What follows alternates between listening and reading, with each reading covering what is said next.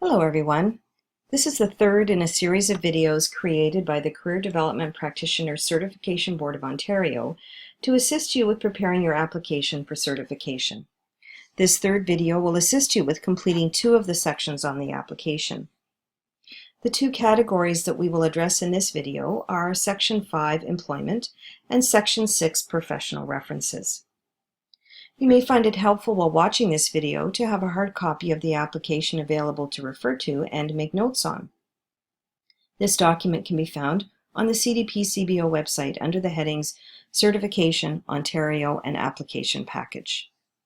If you'd like an introduction to the application form, please watch the first video in this series.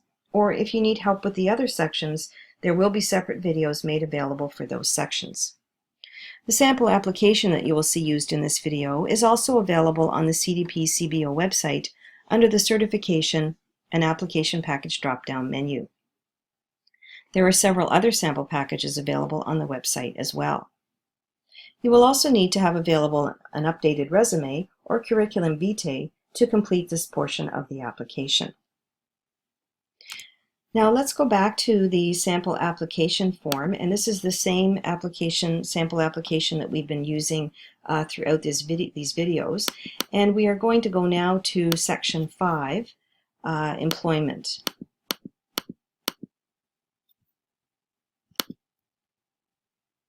So in this section, Section 5, Employment, you will list your employers, job titles, number of hours, and description of your responsibilities in each job.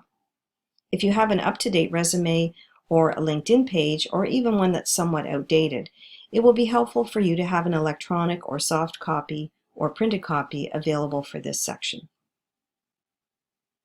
In the first part of this section, you will simply list the names of your employers, your job title, and the number of hours accrued in each position. You will list these in reverse chronological order.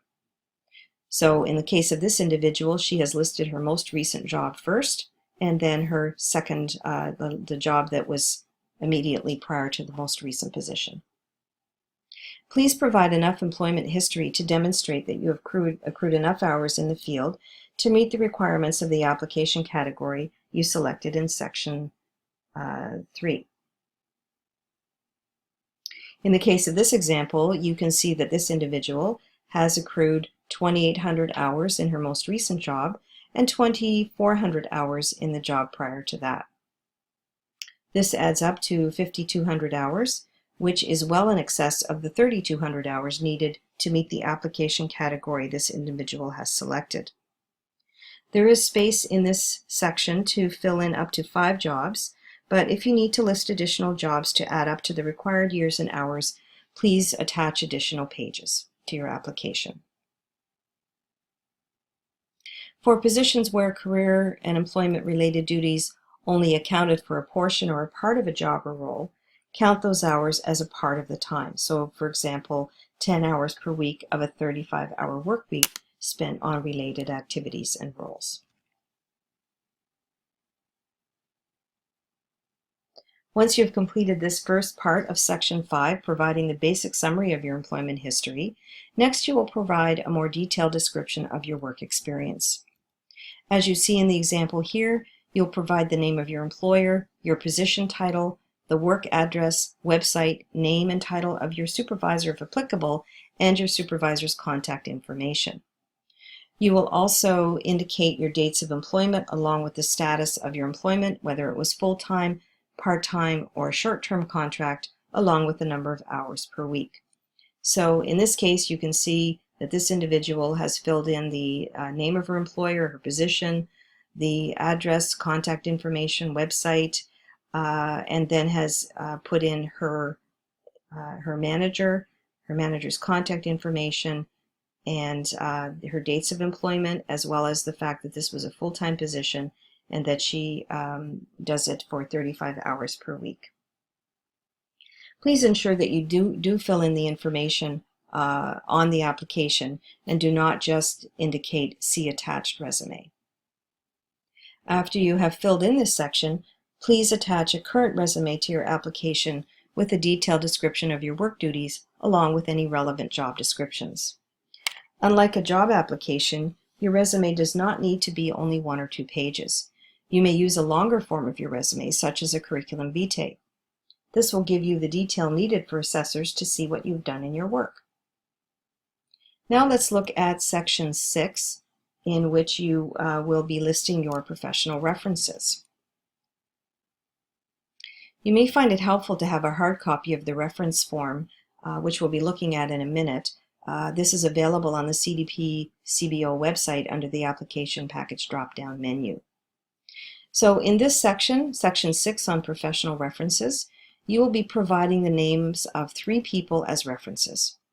And your references should fulfill the following criteria. They should have known you for at least 1 year. They should have known you in a professional capacity, so worked with you in some way, either through paid or volunteer work as you performed relevant duties. The period that the referee is referred to must be within the last 3 years. The referee must not be a family member, and at least 2 of them must work currently in the field. At least 1 reference must be from a supervisor or manager who can speak to and verify your professional and ethical conduct and your knowledge and application of career development practitioners and competencies. Ideally, your references will be familiar with the Canadian standards and guidelines for career development practitioners, as they will be signing off on the information that you have written in your application that's relevant to these standards and guidelines, and I'll cover a bit more about that in just a moment. Once you've identified the 3 individuals who can be references for you, contact them to request that they can be references for your application. 2 of your referees can submit basic letters of reference similar to what they would write for a job reference. The 3rd reference should be from someone who currently or has previously supervised or managed your work and who will sign off on your application. Once your application is almost complete, you will share it with the 3rd referee so that they can see what you are submitting and attest to its veracity. Now, if you bear with me for a moment, I will just go to the reference form. And again, this is available for you to download from the CDP CBO website. For the 3rd referee who is going to sign off on your application, you should be providing a copy of this reference form to them, but you are first going to fill in some information before you give it to them. You'll see some information as I'm scrolling through this on page 2, which really just covers everything that I've already mentioned previously. So now we're looking at page 3 of the reference form, the actual page that has to be filled in and completed by yourself and your referee who is signing off. So you'll see at the top here that this is your personal information, and it's recommended that you fill this in before giving it to the referee so that they can just focus on filling in the information that they need to fill in. So here, before giving it to your referee, you're going to put in your last name, your first name, any previous surname that you might have had, your email address, and your phone contact information. Then you can pass it on to your referee, who will then fill in the contact information that you see here in this section. They will also indicate their relationship to you and the position title that you held when they knew you, and how long you have known the applicant in a professional capacity, and indicated the dates that they knew you. So in particular, at this point, this referee will then need to review section 7 of your application form, which you should have filled in on your core competencies and specializations. The completion of this section will be covered in the next video in the series. Once your selected referee reviews section 7 of your application form, they will then sign on the reference form here to verify that they support your application and validate that the information that you have provided on your competencies and specializations is accurate.